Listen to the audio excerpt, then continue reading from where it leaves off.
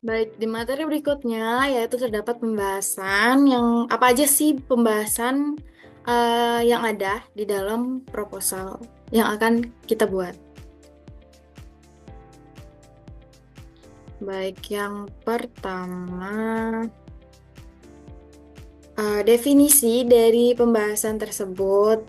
Pembahasan adalah bagian dari proposal yang menganalisis dan menginterpretasikan hasil penelitian. Ini menjelaskan makna dari temuan dan bagaimana temuan tersebut berhubungan dengan teori atau penelitian sebelumnya. Tujuan dari pembahasan ini yaitu menyediakan pemahaman yang lebih dalam tentang hasil penelitian yang sudah kita lakukan dan implikasinya. Lalu yang kedua ada ringkasan hasil penelitian. Setelah mengetahui definisi dari pembahasan, kita melakukan presentasi data di mana kita menyajikan ringkasan hasil penelitian yang sudah kita lakukan. Presentasi data ini baik bisa dalam bentuk tabel, grafik, atau diagram.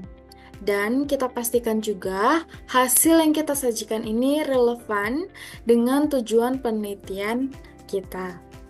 Lalu ada temuan utama di mana kita mengidentifikasi dan soroti temuan-temuan kunci dari penelitian yang sudah kita lakukan.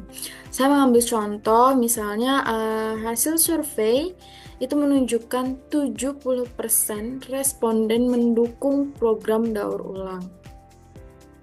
Ini merupakan sorotan atau kunci dari penelitian yang kita lakukan. Lalu ada analisis data di dalam pembahasan, yaitu pertama ada interpretasi data, di mana kita menjelaskan makna dari hasil yang diperoleh dan apa sih yang dapat disimpulkan dari data penelitian yang sudah kita peroleh. Misalnya, saya mengambil contoh lagi di sini masih tentang daur ulang. Hasil menunjukkan bahwa kesadaran masyarakat tentang limbah plastik berhubungan positif dengan partisipasi dalam program daur ulang. Ya, ini merupakan hal yang bisa disimpulkan dari data yang sudah kita peroleh sebagai contoh. Lalu yang kedua ada melakukan perbandingan dengan penelitian sebelumnya. Kita bisa melakukan atau bandingkan hasil penelitian dengan studi sebelumnya. Jadi, hal ini bisa menentukan apakah hasilnya sejalan atau berbeda, dan apa sih penyebab-penyebabnya, kayak misalnya penelitian oleh Smith tahun 2020 menunjukkan hasil yang serupa tetapi dengan tingkat partisipasi yang lebih rendah. Dari kata-kata tersebut, kita bisa melihat perbedaan dari tingkat partisipasi tapi menunjukkan hasil yang sama dari penelitian sebelumnya.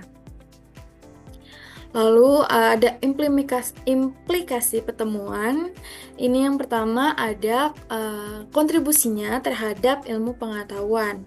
Di mana di dalam pembahasan ini kita mendiskusikan bagaimana sih temuan ini tuh berkontribusi pada bidang ilmu yang relevan. Misalnya contoh, saya juga mengambil contoh dari daur ulang, yaitu apakah penelitian ini memberikan wawasan baru tentang perilaku masyarakat dalam pengelolaan limbah. Nah, dengan kata-kata ini merupakan wawasan bagi masyarakat sekitar, menambah wawasan bagi masyarakat untuk melakukan pengelolaan limbah lebih baik lagi.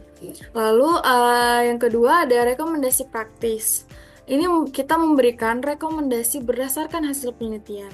Misalnya, pemerintah sebaiknya meningkatkan kampanye edukasi tentang pentingnya daur ulang untuk meningkatkan partisipasi masyarakat. Jadi dengan kita memberikan rekomendasi ini, mungkin bisa menjadi saran dari proposal ya, atau hal yang bisa kita lakukan untuk partisipasi masyarakat. Lalu berikutnya ada keterbatasan penelitian.